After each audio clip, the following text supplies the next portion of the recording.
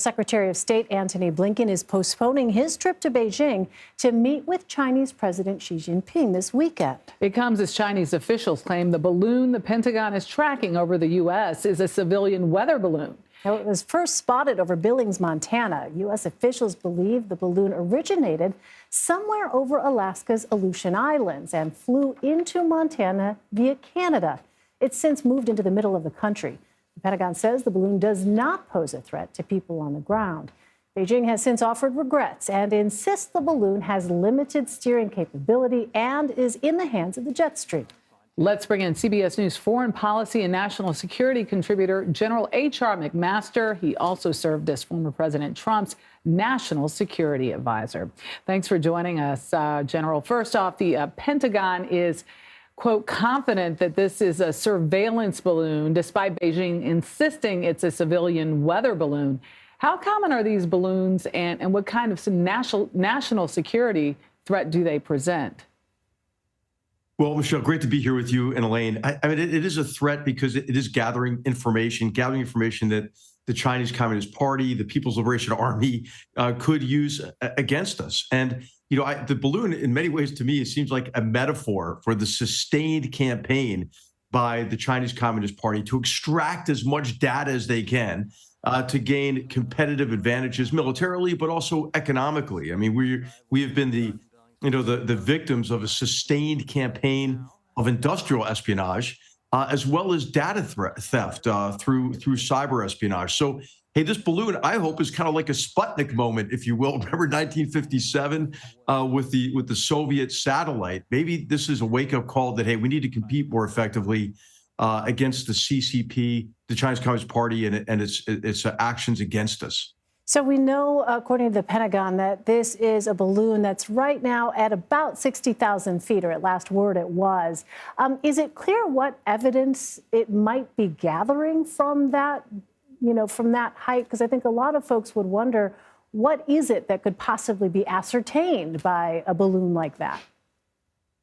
Elaine, it's hard to know. I don't know. I think we could speculate that they would not have put it up if it couldn't gain access to some information, some data that it couldn't get, for example, from low Earth orbit satellites. So I'm not sure what it could be collecting on. Of course, Montana has a number of sensitive sites. And I think that, we should be able to figure it out at some point. Hopefully, we'll be able to, in some way, interrupt the flight of this balloon and maybe exploit what is hanging beneath it. As we mentioned earlier, the White House postponed Secretary Blinken's visit to Beijing. What message does that send to China? And do you think the move was a good idea?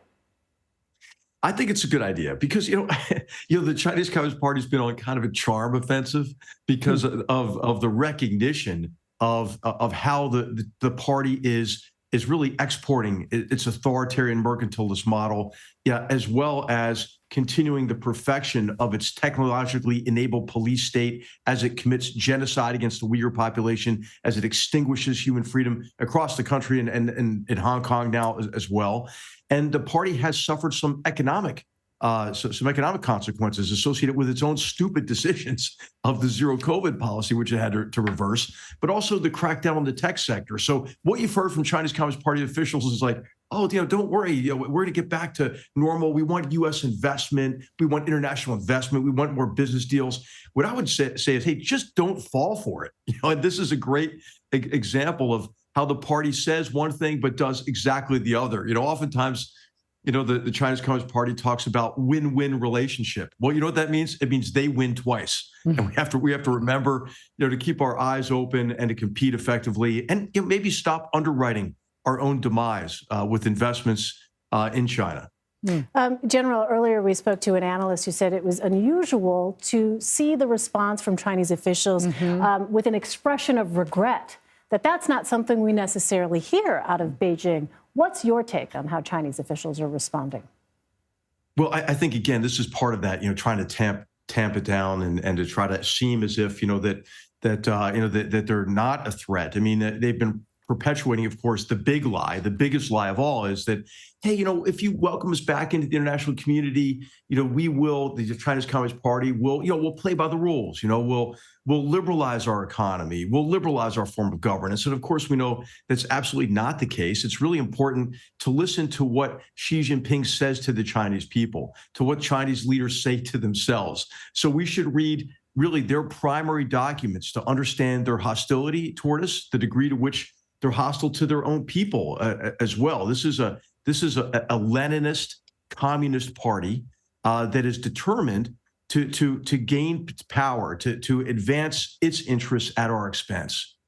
General H.R. McMaster, thanks very much for your time. Thanks. Great to be with you.